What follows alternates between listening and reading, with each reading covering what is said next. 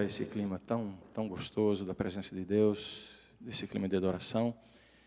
E vamos fechar os nossos olhos, termos mais uma oração, pedindo que o Senhor abençoe agora, especialmente, a exposição da sua palavra. Vamos orar. Santo Deus, te louvamos e te agradecemos por tudo que vivemos aqui na tua casa nesta manhã. Te agradecemos pela experiência da semana que pudemos desfrutar aqui, louvando o teu nome, ouvindo a tua palavra. E agora suplicamos uma vez mais que o teu Espírito manifeste o seu poder na vida, no coração, na mente de cada um de nós. Abençoa, Senhor, que a tua palavra exerça uma influência transformadora em nossa vida, preparando-nos para, ao participarmos da ceia, termos uma renovação completa da nossa fé, do nosso compromisso contigo. Em nome de Jesus. Amém. Amém. Eu quero... Me dá um pouquinho de volume, um pouquinho de retorno, que eu estou quase sem ouvir aqui. Obrigado. Eu gostaria de convidá-los para o texto bíblico sobre o qual nós vamos refletir hoje.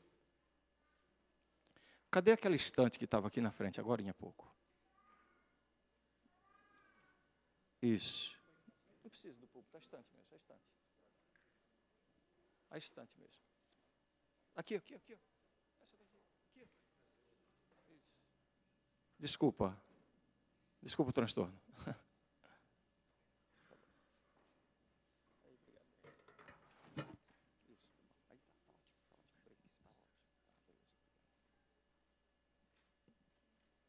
Qual foi o texto que eu anunciei? Não anunciei ainda? Puxa vida. São Mateus, capítulo 14. Quem falou que eu estou ficando velho aí? Ao respeito, rapaz. Está pensando o quê? São Mateus, capítulo 14. Enquanto você abre a Bíblia, eu quero gastar 30 segundos para expressar a minha profunda gratidão, em primeiro lugar, a Deus, a essa querida igreja, ao casal pastoral, Sandro e a Ilmara, pela oportunidade vivida durante essa semana aqui. Tenho muito que agradecer a Deus. Foram momentos muito especiais para mim, não apenas pela comunhão com os irmãos, mas pelas novas amizades que nós estabelecemos, por revermos alguns velhos amigos, os bons momentos durante a semana, as boas refeições que me proporcionaram, alguns bons passeios e momentos muito agradáveis. Agradeço muito, fica aqui minha palavra de gratidão à igreja por essa bênção. Infelizmente, não pude vir com a minha família, minha esposa tem uma agenda muito apertada também. Nesse final de semana, a Mara está num congresso de mulheres lá em Belém do Pará, falando lá para não sei quantas centenas de mulheres. Elas se entendem bem, né? E está longe de casa também. E fica aqui, meu muito obrigado a todos, tá bom? Vamos então à última mensagem dessa semana de oração, antes do serviço da ceia.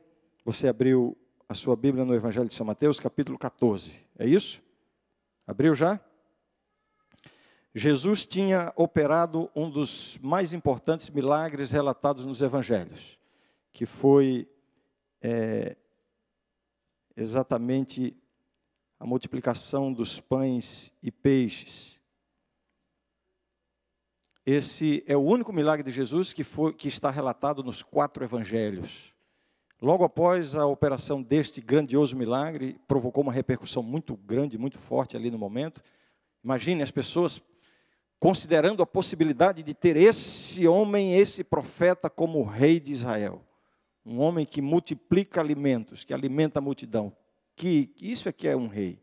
Então começou-se ali a organização de um movimento para aclamar Jesus rei. Jesus, vendo isso, já procurou afastar os seus discípulos para que eles não fossem contagiados com essa ideia, e Jesus ordenou aos discípulos que entrassem no barco e se fizessem ao mar, atravessassem o lago. Jesus se retirou para orar, e os discípulos começaram a atravessar o lago. Era noite. O texto conta que as horas se passaram e lá estavam os discípulos. De repente começa uma tempestade.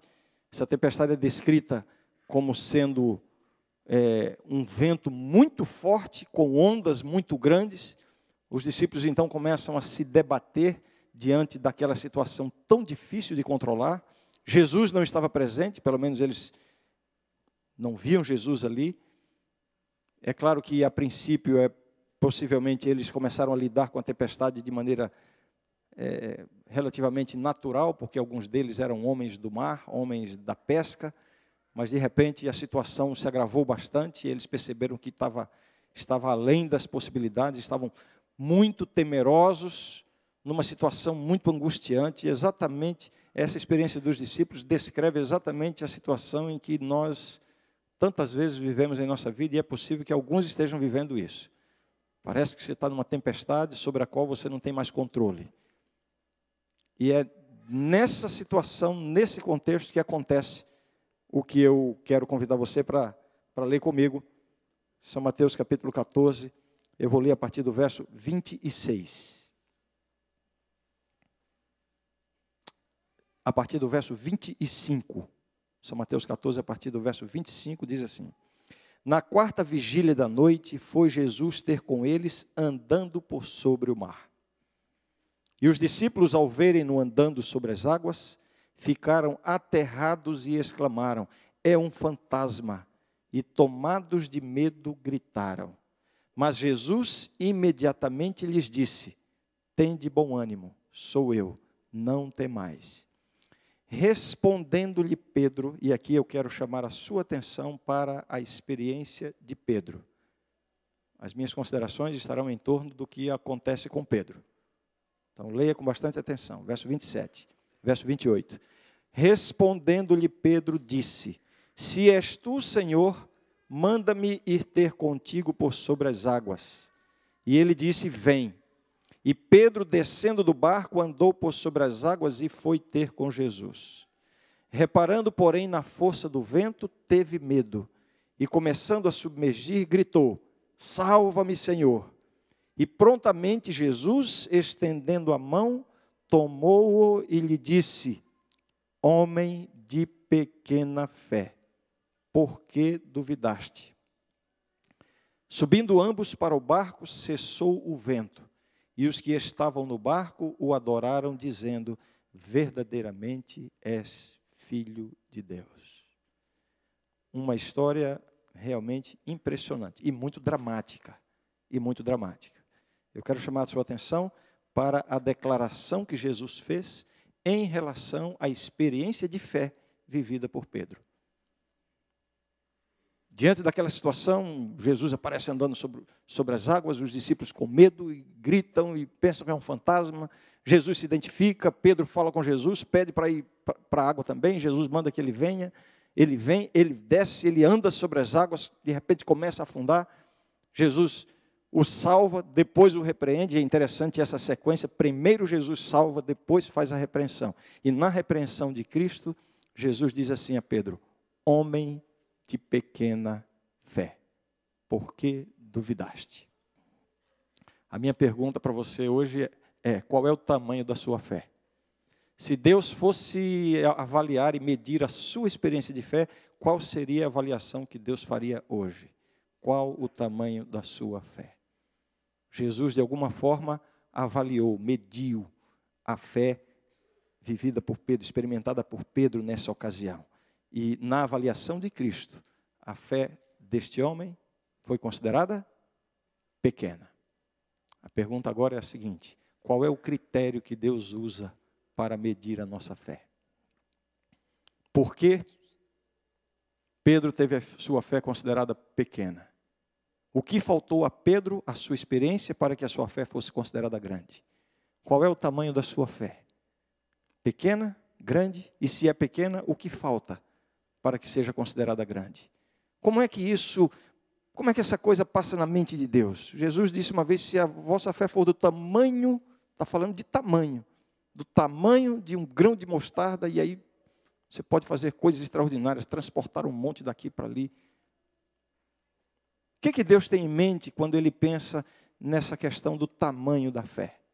Qual o tamanho da sua fé? E o que pode fazer a nossa fé grande aos olhos de Deus? Então vamos entender primeiro como funcionou a fé de Pedro. Como funcionou? Na verdade, a experiência de Pedro aqui, Pedro, ele Você conhece um pouquinho Pedro, né? Pedro era aquele discípulo afoito. Pedro era o tipo de pessoa que geralmente agia antes de pensar. Não sei se tem alguém aqui que é mais ou menos assim. Geralmente quem sorria, porque deixa eu ver. Pedro era desse jeito, né? Pedro funcionava mais ou menos como um tipo de representante do grupo. Ele era o primeiro a falar, era o primeiro a perguntar, era o primeiro a se expressar. Pedro estava sempre na frente. E agora, quando Jesus aparece andando sobre as águas, quem é que vai logo na frente falando? Todo mundo gritando com medo, é um fantasma e tal. Jesus, calma, tem de bom ânimo, sou eu, não tem mais. Quem é que começa logo falando? Não podia ser outro. Pedro. Pedro já vai na frente, Senhor, se és tu, manda-me ter contigo sobre as águas. Jesus diz, vem. E Pedro desce do barco. E vejam, a tempestade não tinha cessado. A tempestade continuava. Vejam só que experiência extraordinária desse homem. Em primeiro lugar, ele reconhece a Cristo como Senhor. Porque ele se dirige a Jesus chamando como? Senhor. Aqui está uma característica da verdadeira fé. Reconhecer a Cristo como Senhor. E quando ele diz assim, se és tu, manda-me ter contigo. Isso não é, embora na língua portuguesa dê a ideia de dúvida, mas no original a ideia não é de dúvida.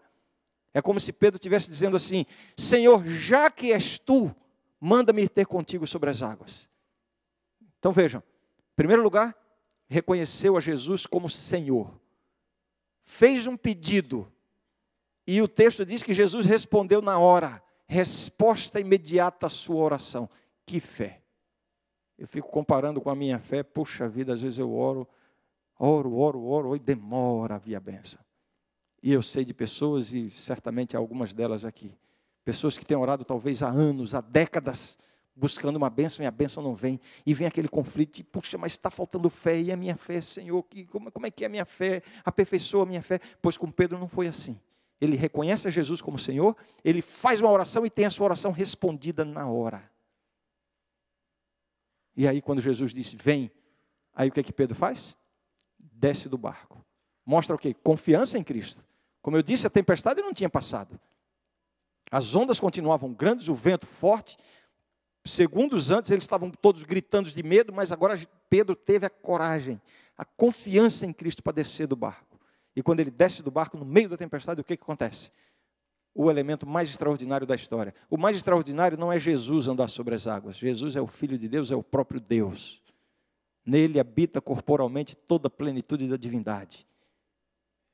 O mais extraordinário é Pedro andar sobre as águas. Pela fé. Pela fé. E vejam que andar sobre as águas não é uma coisa que acontece todo dia, não. Não foi um milagrezinho qualquer, não. Foi coisa extraordinária. Reconhece a Jesus como Senhor. Obtém uma resposta imediata à sua oração. Demonstra confiança em Cristo. Alcança um grande milagre. Andar sobre as águas. Uma coisa realmente impressionante. Eu fico tentando imaginar a reação dos outros discípulos. Olha lá, esse sujeito, olha o que Pedro está fazendo. Tinha que ser Pedro mesmo.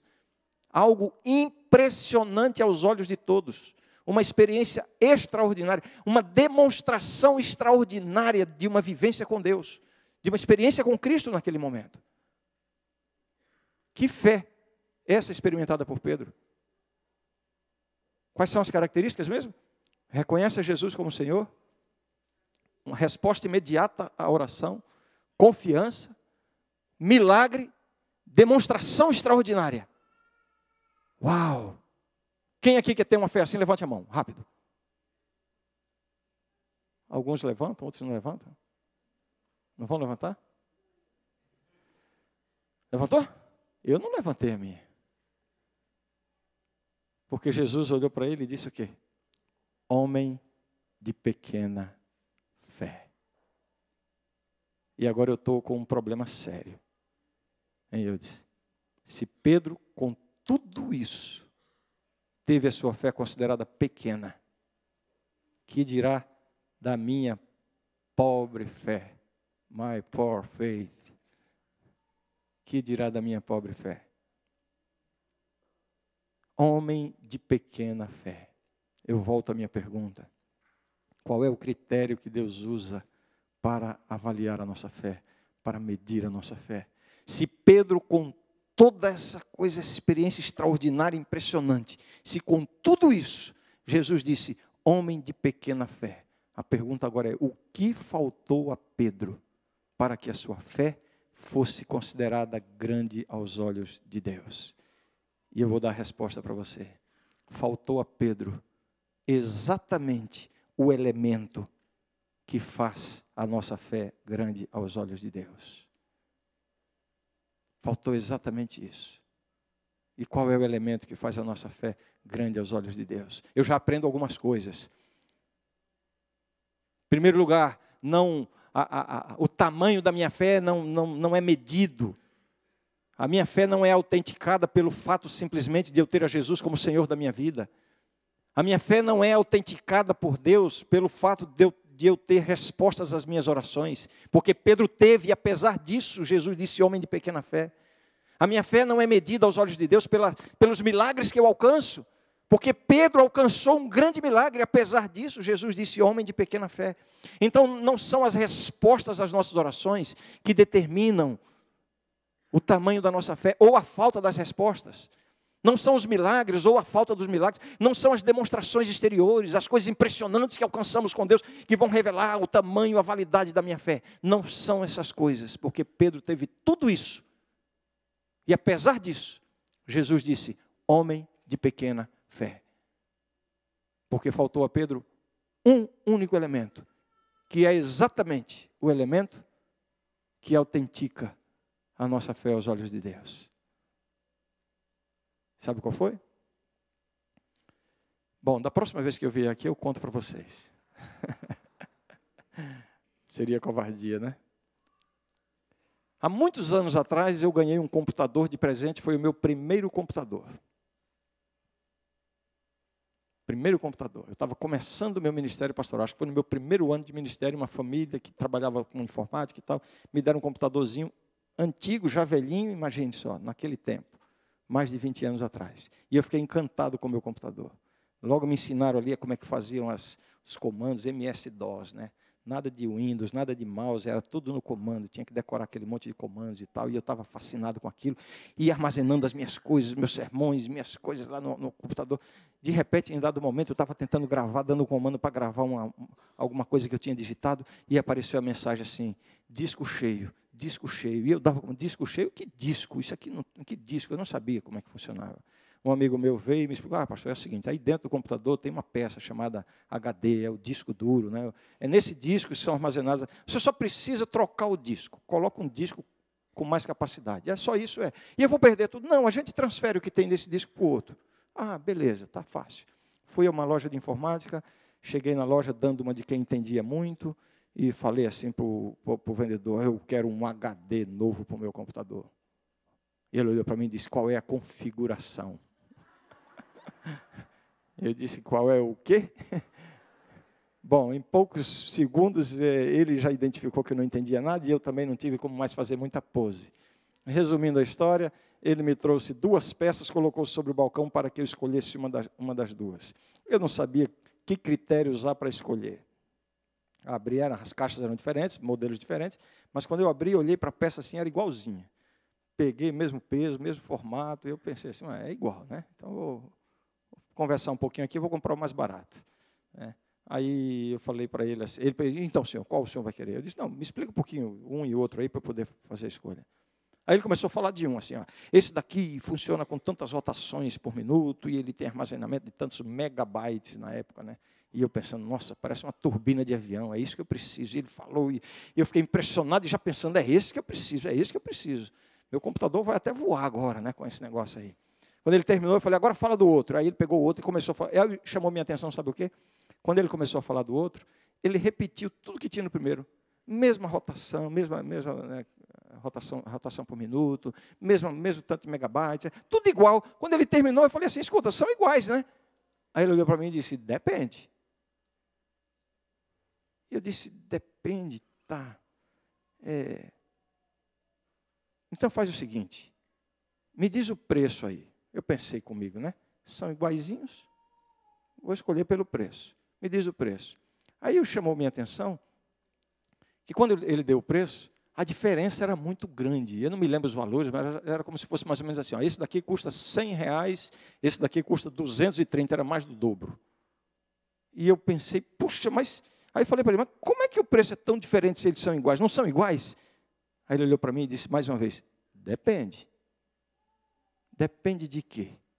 Ele deu um sorriso e disse, Senhor, eu vou lhe explicar. É o seguinte, esse daqui pegou no mais barato. Se o senhor levar esse aqui, o senhor vai ter uma garantia de 3 meses. Se o senhor levar esse outro aqui, o mais caro, o senhor vai ter uma garantia de 2 anos. Significa o seguinte, esse daqui, nem o fabricante garante que ele vai funcionar mais de 2 meses. Esse outro aqui, o senhor pode levar, ele vai lhe servir muito bem por pelo menos 2 anos. Ah, agora eu entendi a diferença. O que esse daqui tinha que o outro não tinha? O que era? Ele tinha garantia justamente porque ele tinha uma coisa que o outro não tinha. A qualidade dele era melhor porque ele tinha uma coisa que o outro não tinha. O que ele tinha? Uma palavra. Escute a palavra. Durabilidade. Aqui estava a grande diferença. O que essa história tem a ver com a experiência de fé vivida por Pedro naquele momento? O que faltou a Pedro? O que faltou à sua experiência de fé para que a sua fé fosse considerada grande aos olhos de Deus? Faltou uma coisinha só. O que faltou? Durabilidade. Aí eu procurei essa palavra na Bíblia e não achei. Mas eu achei uma que tem o mesmo sentido. Perseverança. Perseverança. Foi só isso que faltou a Pedro. Reconheceu a Jesus como Senhor, fez uma oração, obteve resposta imediata à sua oração, confiou em Cristo, desceu, alcançou um grande milagre, teve uma demonstração exterior tremenda, espetacular, impressionante, algo extraordinário. Qualquer um de nós diria, isso aqui é um homem de fé. Só que aos olhos de Deus foi diferente, sabe por quê? Porque foi muito impressionante, só que durou muito pouco. Em poucos segundos, Pedro deixou de se concentrar em Cristo e olhou para a tempestade, para as ondas, para o vento. E aí duvidou, começou a afundar, precisou gritar por socorro. Foi socorrido, mas foi repreendido. Homem de pequena fé. Meus queridos, essa é a última mensagem que eu quero deixar essa semana aqui para você. A sua fé é medida aos olhos de Deus, não pelas grandes consecuções da sua vida espiritual, não pelas respostas às suas orações, ou pelos milagres alcançados, ou pelas grandes intervenções de Deus na sua vida, ou mesmo pelo fato de Deus poder fazer você andar sobre as águas. Ainda que você não alcance nada disso, a sua fé será grande aos olhos de Deus, enquanto você estiver perseverando com Jesus. Com resposta à oração, ou sem resposta à oração. Com milagre ou sem milagre. Com demonstrações extraordinárias ou sem nada disso. Simplesmente continuar perseverando com Jesus. É isso que autentica a nossa fé aos olhos de Deus. Vou resumir meu sermão de hoje em uma frase. E eu quero e peço a Deus que essa frase seja gravada em sua mente, em seu coração, para que você nunca mais esqueça dela. Tudo que eu estou pregando hoje se resume numa frase. Sabe qual é a frase? Escute. Não desista de Jesus. Só isso. Você está passando por problemas, por crises, por dificuldades. Olha, você pode reclamar, faça o que você quiser. Só não faça uma coisa. Não desista de Jesus. Não desista de Jesus. Porque enquanto você estiver com Cristo, você está salvo, ou pelo menos está no caminho da salvação. Não desista de Jesus. Você sabe que o grande esforço do diabo na nossa vida, sabe qual é? Não é simplesmente nos levar ao pecado. Como, pastor? Se ele é o tentador, sim, mas o pecado para ele não é o objetivo final. O objetivo final dele, ele usa o pecado para alcançar o seu verdadeiro objetivo. Porque ele sabe que não é o pecado que vai determinar a nossa perdição. Parece que o pastor Ranieri está falando heresia. Tem vários pastores, doutores aqui. Não é o pecado. O nosso grande problema não é o pecado. Não precisa tremer na cadeira, não. É isso mesmo. Não estou dizendo que não é um problema. Estou dizendo que não é o nosso grande problema. Sabem por quê? Porque para o problema do pecado já existe uma solução pronta. Se confessarmos os nossos pecados, Ele é fiel e justo para nos perdoar os pecados. O sangue de Jesus Cristo, seu Filho, nos purifica de todo o pecado. Ninguém vai perder o céu porque pecou, e também ninguém vai ganhar o céu porque deixou de pecar. Se alguém perder o céu, perdê-lo-á por haver desistido de Cristo. E se alguém ganhar o céu, ganhá-lo-á porque perseverou com Cristo. Aqui está o que faz a diferença. Não desista de Jesus. O inimigo usa o pecado, a tentação, para que você caia. Aí vem aquele desespero. Caí, estou derrotado. Derrotado coisa nenhuma. Você não está derrotado quando você peca, porque já disse, para o pecado existe uma solução. O pecado não surpreende a Deus. Antes que o pecado entrasse na história do mundo, Deus já tinha um plano. Jesus Cristo, o Cordeiro que foi morto desde a fundação do mundo. O pecado não surpreende a Deus. Decepcionei a Deus. Decepcionou a Deus? Quando é que você decepciona alguém? É quando alguém espera uma coisa muito boa de você e você faz o ruim. Não é isso que provoca decepção? Decepção provoca decepção. Deus não se decepciona com você porque Deus já espera o pior de você. Ele sabe como lidar com isso. Estou falando de você e de mim. Aí o inimigo leva você ao pecado, você pensa que está derrotado, que acabou tudo, que decepcionou a Deus. Ele se debruça sobre você e agora sim vem a verdadeira tentação. Não é o que ele fez para levar você a cometer o pecado, uma transgressão, uma desobediência. Não é essa a verdadeira transgressão. Agora vem a verdadeira tentação. Sabe qual é? Desista de Jesus. Desista. Você não está vendo que para você não funciona? Você está aí tentando, você fica nesse levanta, cai, está vendo? Para você não funciona, desista. Alguém já ouviu essa vozinha alguma vez? Já ouviu? Aí ele diz assim, olha lá o fulano, olha lá a fulana. Isso aí é que é cristão, esses aí estão desfrutando bem a religião. Mas para você não funciona. Só que você não sabe que o fulano e a fulana estão passando pela mesma condição que você está passando. Aí ele fica, desista, desista. Aí para os jovens ele diz assim, você está aí nessa vida, olha, você nem está desfrutando a igreja direito, porque você fica nesse levanta-cai, e nem está desfrutando do mundo. Para você não funciona, desista, vai logo desfrutar o que está lá fora. Desista, desista. Mas meus queridos, se o diabo está dizendo para você, desista, desista, desista, eu vim aqui trazer a mensagem de Deus para você, e a mensagem de Deus para você é, não desista, não desista. Ainda que as coisas estejam difíceis, ainda que você esteja com dificuldade, ainda que você esteja cedendo à tentação, ainda que você esteja em pecado, não estou querendo dizer que você vai para o céu nessa condição, não é isso que eu estou querendo dizer. Estou querendo dizer que não está tudo perdido ainda. Enquanto você estiver se apegando a esse caminho, enquanto você estiver buscando, enquanto você estiver lutando, não desista de Jesus. O apóstolo Paulo diz assim, portanto agora, nenhuma condenação há para quem? Para quem não peca? Não, para os que estão em Cristo Jesus. Não desista. Qual é o tamanho da sua fé? Pastor, eu oro, não tem resposta. Eu preciso do milagre, estou buscando o milagre, não acontece. Na minha vida eu não consigo nem dar um bom testemunho de fé para as pessoas, nada impressionante, nada extraordinário. A minha fé deve ser bem pequenininha. Pois eu quero dizer que com tudo isso que você está vivendo, se você perseverar em Cristo, Jesus vai olhar para você e vai dizer, homem de grande fé, mulher de grande fé, jovem de grande fé. Porque a nossa fé é medida pela nossa perseverança com Cristo, não pelas outras coisas. Não desista de Jesus. Mas está difícil. Mas aí você não deve esquecer o quê?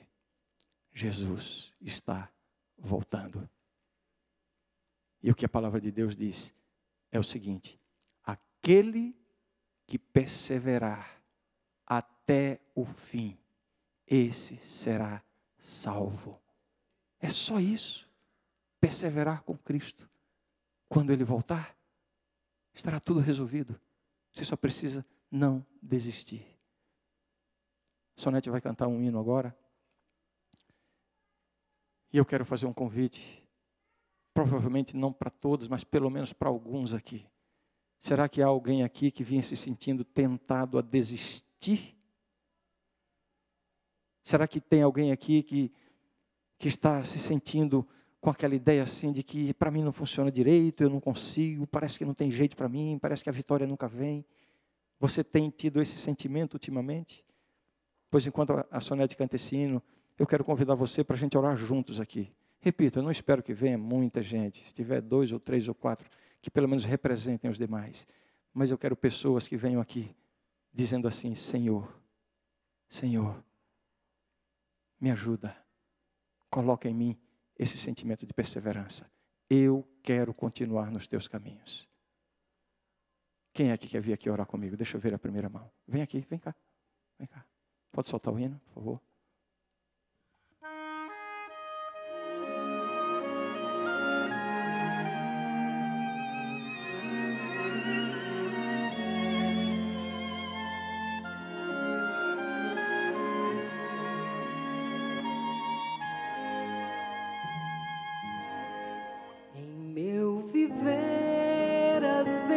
Penso em desistir de tanta espera para ver meu Salvador. A vida eterna me parece então um sonho inalcançável. Infantilmente eu passo logo a duvidar de sua promessa.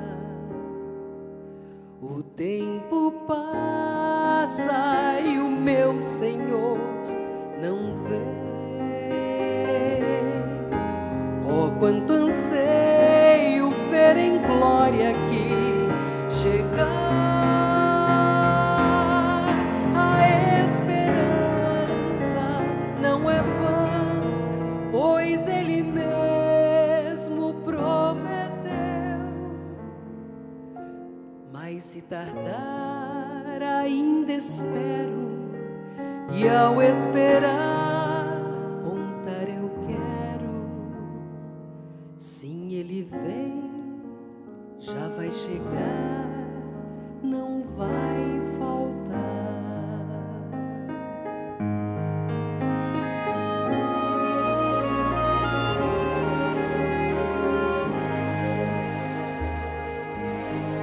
O mundo, eu sei, não pode mais oferecer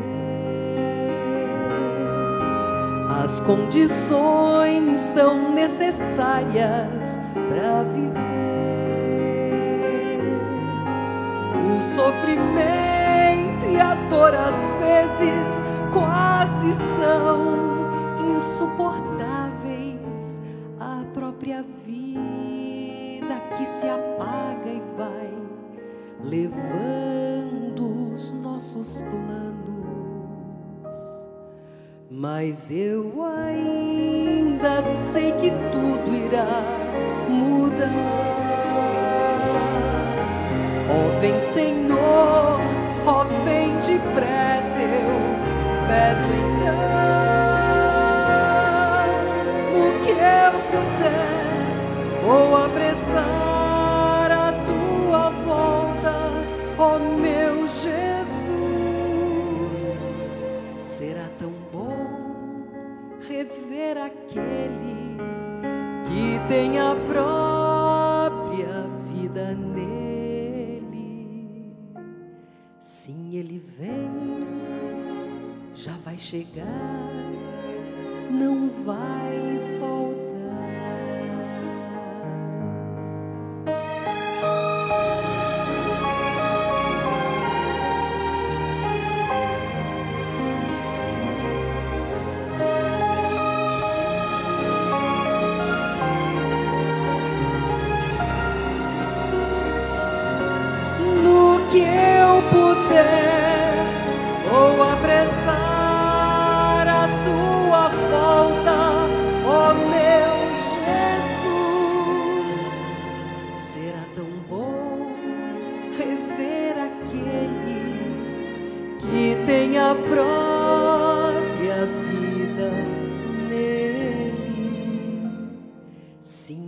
vem, já vai chegar, não vai faltar.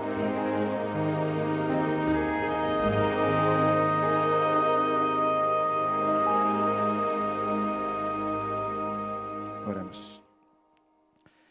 Santo Deus, obrigado, Senhor, por essa decisão que estamos tomando de renovar a nossa confiança, o nosso compromisso, a nossa dedicação a Ti.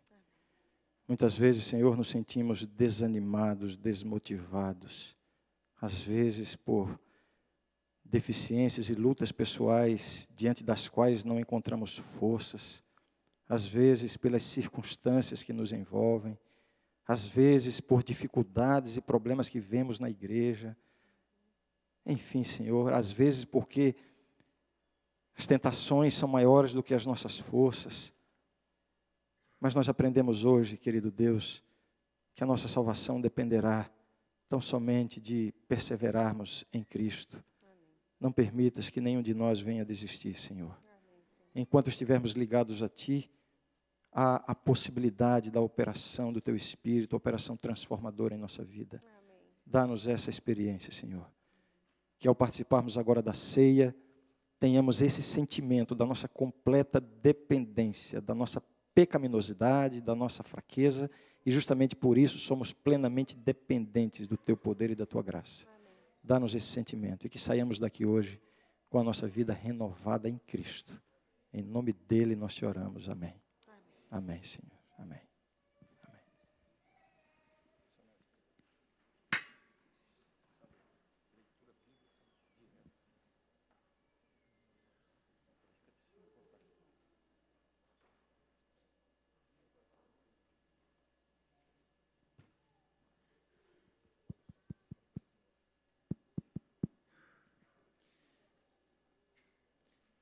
1 Coríntios capítulo 11, versículo 26. Eu creio nessa mensagem como sendo a mensagem de maior necessidade em nossa vida. Dependermos de Jesus e olharmos para a sua segunda vinda. Ele está voltando. Todas as vezes que comerdes este pão e beberdes o cálice, anunciais a morte do Senhor até que Ele venha. Ora vem, Senhor Jesus. Nós vamos juntos agora participarmos da comunhão à mesa. E queremos pedir que você, ao estar participando, examine o seu coração e esteja olhando, erguendo a sua face, a sua fronte para os céus. Porque aquele que morreu na cruz, ressuscitou e deixou para nós a Santa Ceia, vai voltar para nos reunir para a grande ceia lá nos céus com Ele. Eu queria pedir que você agora, dentro da sua possibilidade, se colocasse ajoelhado para nós orarmos, pedindo a bênção sobre o pão que será partido. E em seguida, nós vamos juntos tomarmos o símbolo do corpo de Cristo Jesus. Vamos nos colocar ajoelhados e falarmos com Deus.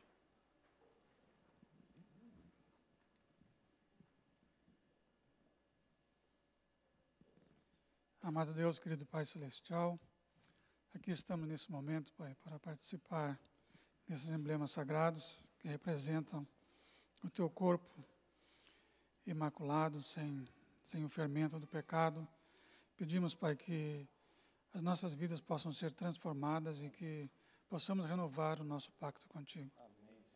Pedimos que abençoes a cada participante também, Pai. Nós suplicamos e agradecemos em nome do Senhor Jesus. Amém.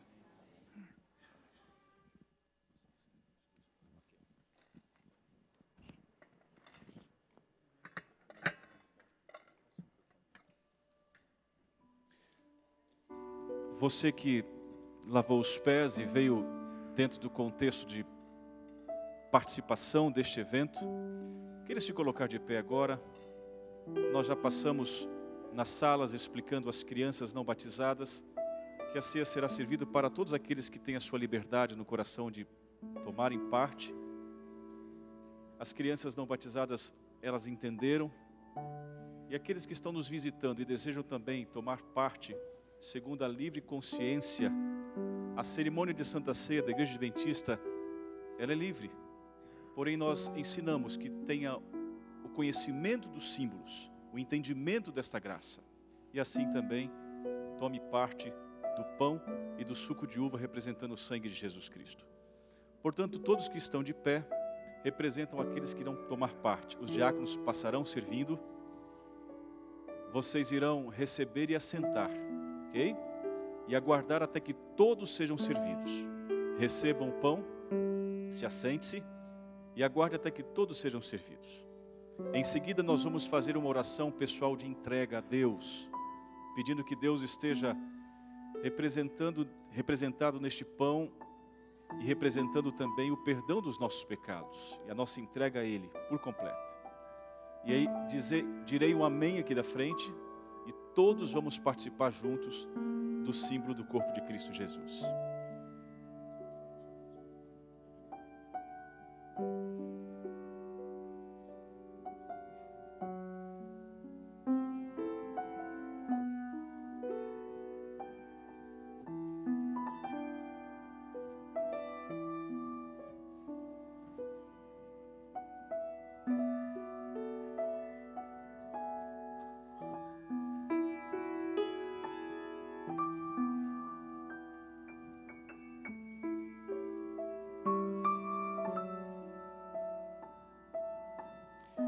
Disse Jesus: em verdade vos digo, não foi Moisés quem vos deu o pão do céu. O verdadeiro pão do céu é meu Pai quem vos dá. Porque o pão de Deus é o que desce do céu e dá vida ao mundo. Então lhe disseram: Senhor, dá-nos sempre deste pão. Declarou-lhe Jesus: eu sou o pão da vida. O que vem a mim jamais terá fome, e o que crê em mim jamais terá sede. Creiam que Jesus é aquele que pode lhe alimentar, lhe dar o vigor em sua fé, para que você seja um vitorioso até que Ele venha. Os diáconos vão servir aqui à frente. Aguarde para que todos sejam servidos. Em seguida, nós vamos orar uma oração silenciosa, a sua entrega pessoal. Eu direi amém, e depois que eu disser amém, todos participarão juntos do símbolo do corpo de Cristo Jesus.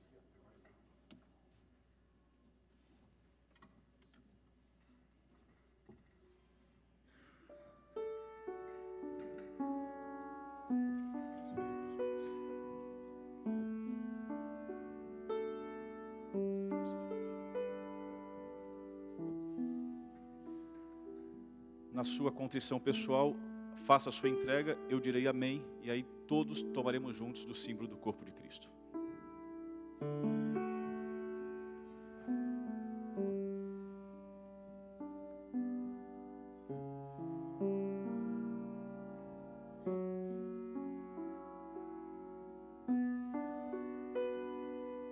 Amém, Senhor Deus, amém.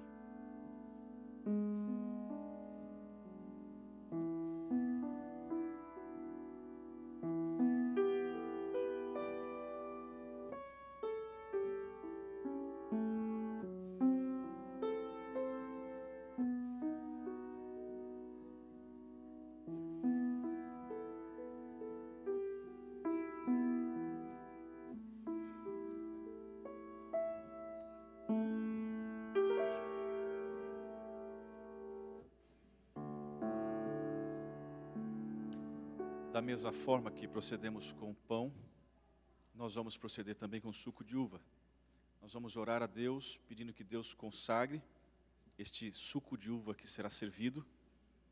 E depois vamos então entregar a todos aqueles que estão tomando parte dessa ceia do Senhor. Vamos então nos colocar ajoelhados para orarmos pedindo que Deus abençoe este suco de uva.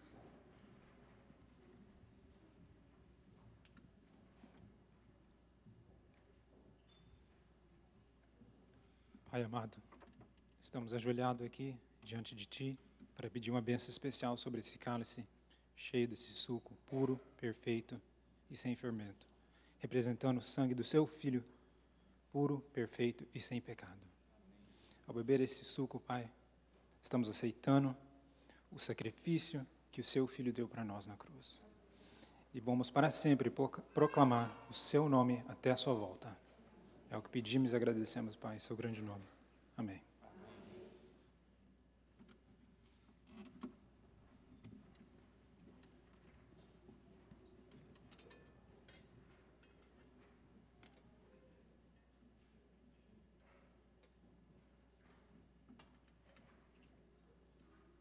Você que vai tomar parte também do suco de uva, fique-se de pé, levante-se, por favor. Ao receber, se assente, aguarde, não tome, para que todos recebam. E da mesma forma, todos recebendo o cálice, vamos fazer a nossa entrega pessoal, direi amém. E após o amém, nós vamos tomar juntos aquilo que representa o sangue de Cristo Jesus.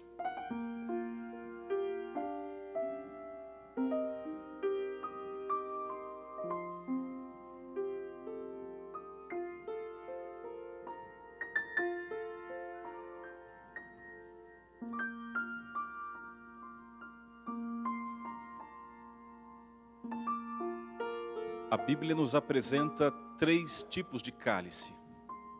O cálice da bênção de Deus, o cálice da ira de Deus e o cálice reservado à besta e aos seus demônios.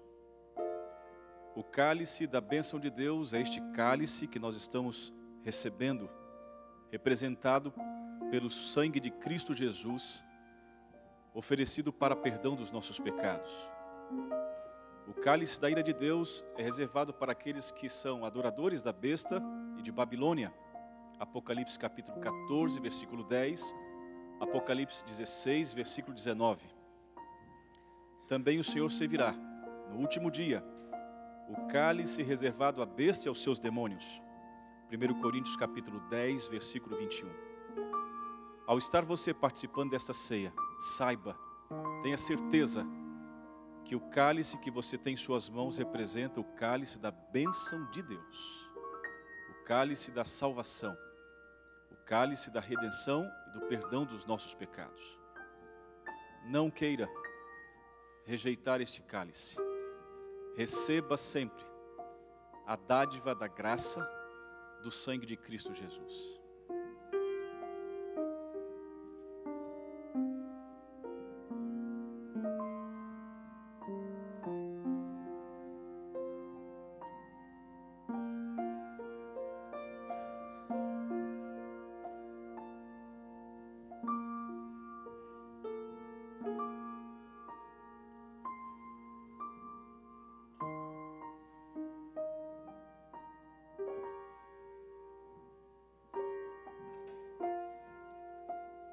Alguém teria ficado sem receber? Todos receberam?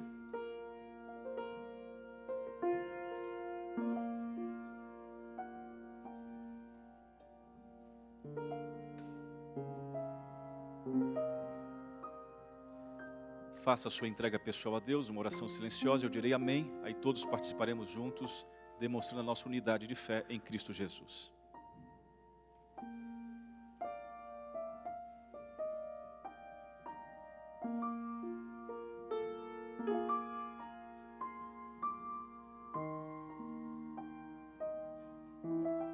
Amém.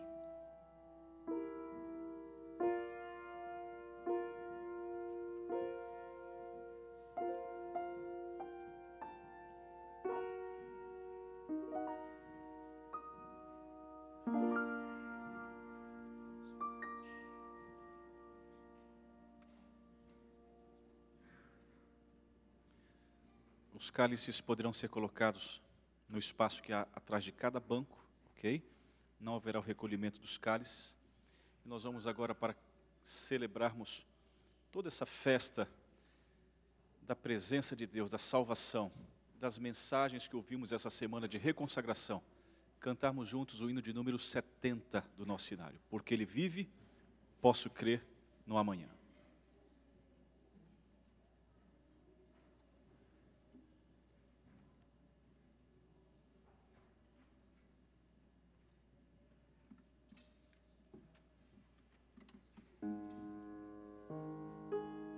Vamos colocar em pé.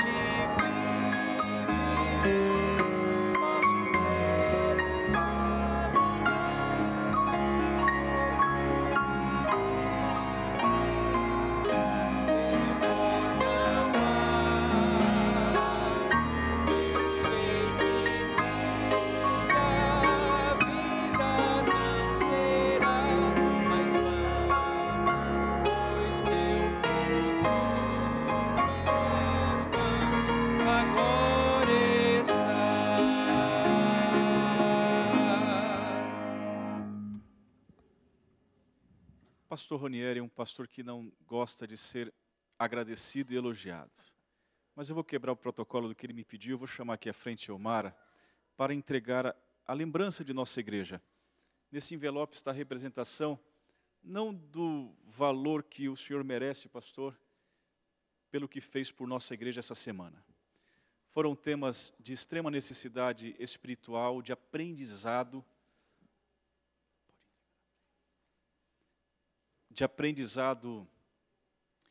de conceitos e doutrinas que, tenho certeza, acrescentou a nossa fé, acrescentou o nosso conhecimento.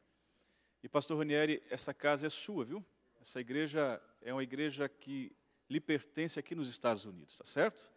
Quando voltar, quando vier, não me substitua agora, eu cheguei agora, viu? Mas Deus seja louvado por tudo que ouvimos e aprendemos essa semana. Quantos querem manifestar? Deem um aceno de gratidão a tudo que foi oferecido e usado por Deus nessa semana. Com certeza acrescentou a nossa comunidade. Muito obrigado. Leve o nosso abraço à Mara, a Renata, fala para ela cuidar com os namorados dela, né? O Renan também. Que Deus abençoe a sua família e o seu ministério. Vamos orar. Senhor Deus e Pai, obrigado porque em Tua palavra há conhecimento infinito, Senhor. Conhecimento que nos ajuda a ampliar a nossa fé, a confirmar a nossa fé. E nessa semana nós o louvamos porque o Senhor enviou o pastor Ranieri aqui em nossa igreja. Quanto aprendemos, ó Pai. Quanto foi útil as suas mensagens para o nosso crescimento e comunhão com o Senhor. Dê a ele, Pai querido, tudo o que ele merece pelo trabalho e pela lida em Teu ministério. Dê a ele, Senhor Deus, as bênçãos reservadas para aqueles que trabalham pelo Senhor. Que aonde ele estiver, o Teu Santo e Bom Espírito continue dando a ele esta clareza, inteligência, capacidade fácil, simples de nos fazer entender, para que assim, Senhor Deus, sigamos juntos para os céus, esclarecendo e aprendendo de Tua palavra, fonte inesgotável, Senhor Deus, da revelação maior de Cristo Jesus. Obrigado, Pai querido, pela presença do pastor Ranieri, pela presença dos Teus santos anjos, pela presença do Espírito Santo e de Deus o Pai, de Jesus Cristo aqui nesta semana. Leve-nos para casa agora, Senhor Deus, com o coração cheio, transbordando de esperança, Senhor. Transbordando de alegria porque temos um Salvador que não desiste de nós. Que assim também nunca desistamos do nosso Jesus Cristo. Pai, obrigado também a todos que acolheram o pastor Ranieri, todos que participaram na semana. Obrigado a esta igreja, porque tem demonstrado, Senhor Deus, o amor e o carinho que tem uns pelos outros e por Cristo Jesus. Mais uma vez, ao chegarmos em casa, que lá já esteja a presença dos Teus santos anjos. Amém, Senhor Deus. Amém.